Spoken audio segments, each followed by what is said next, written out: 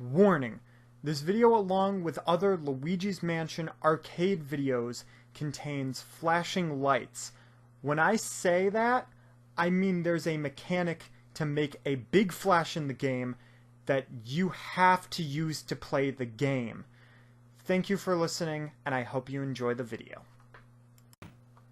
Bum, bum, bum, bum, bum, bum, bum, bum. Yep, that's right, ladies and gentlemen. We have right here Luigi's Mansion Arcade. And oh boy, I have literally no idea how the quality of this is gonna be.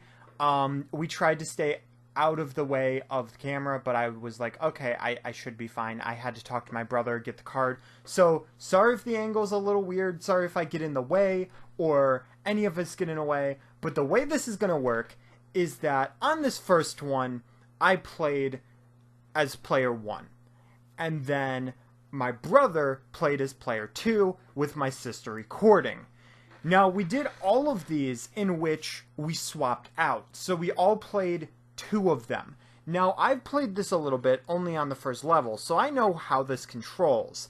And I'll explain in each one who's playing in which one. So all you really need to know is I'm first player and my brother is second player. And of course you can see the reflection of my sister recording and Guitar Hero towards the side.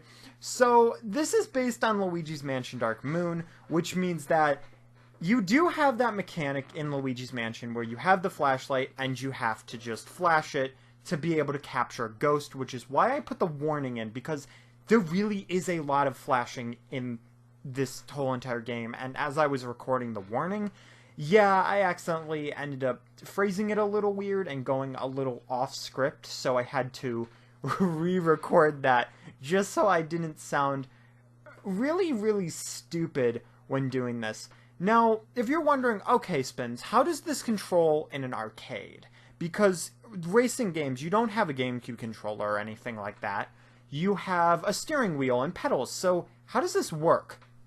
Well, inside the game, they have 2 poltergeists, which work with gyro controls, which is really cool, and it has a trigger to suck up the ghosts as well as to, well, use the flashlight to brighten up the ghost's day. That's definitely a better way to say it. There's also a light bomb. I don't know exactly how I would say that without it sounding weird, but Nintendo is innocent. Anyway, okay, so you can very easily do that. Now, the problem with this game, though, is you only have 2 hearts. In Luigi's Mansion, you have 100% health, so if you get hit, it's like, okay, that stinks, but I'm good.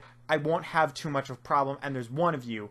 Now, the issue with this game, however, is you get hit once, and it does, like, half of your health. And it's just so hard to be able to pick that back up and just go at it again and again and just keep trying, because you have to pick up the payment card and put it in because they want you to pay as much money as physically possible. But it is possible to finish this whole entire thing without spending your mom's life savings. So that's pretty cool. Now, unfortunately, we didn't get to show everything. Like, we didn't show the first floor. My brother, like, I asked him, do you want to do the first floor or do you want to do the second floor? They're 2 different missions. So my brother said, let's do the second floor. Well, he actually said, you go to the first floor, I'll go to the second floor. And I was like, it doesn't work like that. So I just picked the second floor, just figuring, you know, why not? Because he did say that to go to the second floor. So it works, and we just magically have that gear appear. Now, another thing that is a little rough about this game is that you have multiple types of ghosts. And in Luigi's Mansion Dark Moon, or the regular one, it's not that hard because you can move around freely. You can move around by yourself using the analog stick, and you have literally no problem whatsoever. But what makes it hard for this is that you're automatically going through the game, and if your partner dies in this, oh boy, you are going to have so much trouble, because even the greenies will give you such pain just trying to do this. And my brother's trying to figure out the whole card thing, I think. But it really is difficult because you have to have somebody on light duty, and you have to have somebody able to suck the ghosts up, because if you don't get them in time, it's just not gonna work whatsoever. So it is a very tough game. It's a very fun game, but it's one of those games that, I know I usually say this at the end, but it's definitely one of those games where I really wouldn't want to play it again for completion. But I mean, if I didn't have to pay for it every time I died, then sure, it'd be like, yeah, I'm down for that. But that's what this game is for. It's to make money. And it's a good game. It's a fun game. It's a rough game.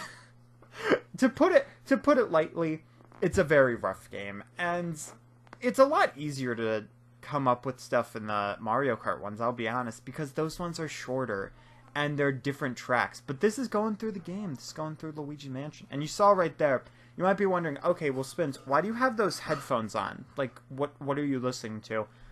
Yeah, I have sensitive hearing, so because it's an arcade and arcades are very loud, I would bring those to the arcade, put them on my ears, and I'd be all good.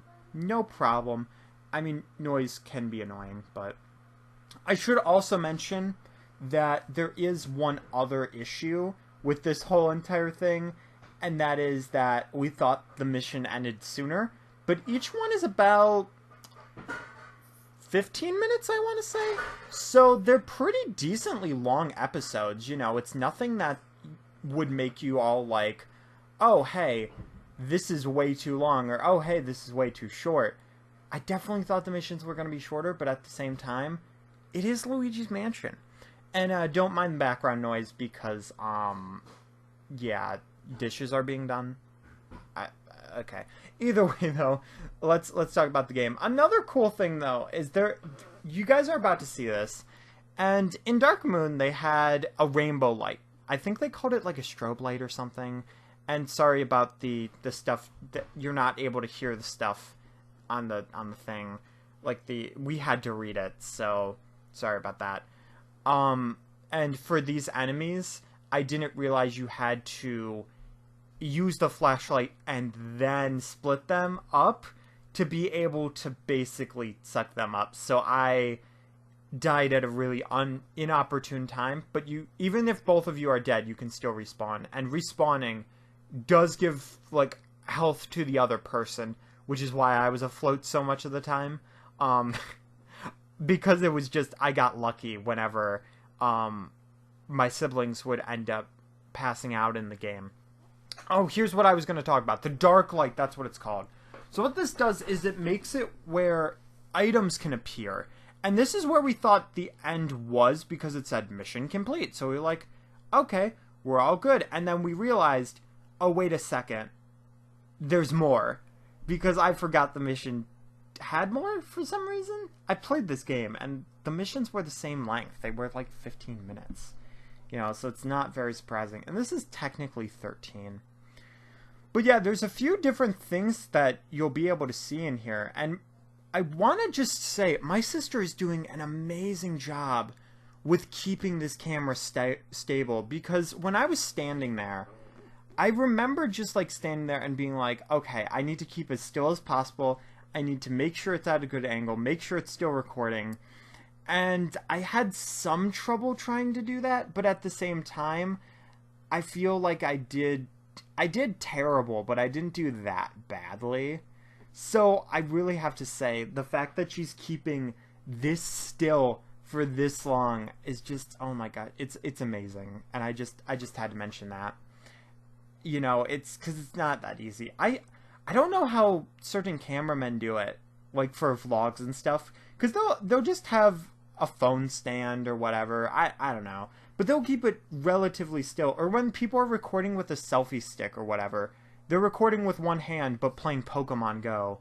Like, I don't understand how people keep it so stable, but at the same time, usually the wind is going, so you can't hear much of what they're saying, which is one of those things where it's like, oh man, that stinks for them. Because I've had that where it's like, okay, it was a pretty decent recording, but like, this is pretty rough. it's you know, the audio is just awful. I mean, it's the worst feeling when it's for so long too. So if you go outside for an hour and do stuff, I can really just understand why you'd be so distraught if it just wouldn't work. It'd be so awful. Also, back to the game though, I do think that the bombs they replenish, which is really nice actually, because it'll just be like, okay, well I have one bomb, I used my bomb already, but respawning, there we go, I got my bomb back. I have absolutely no worries. Oh yeah, and I should mention, I was so self-conscious recording this because it's post-commentary. So I actually asked my sister if she could leave the room. Which I know is silly because she's been in the room and recordings with me. But post-commentary, I think it's because my hands aren't doing anything.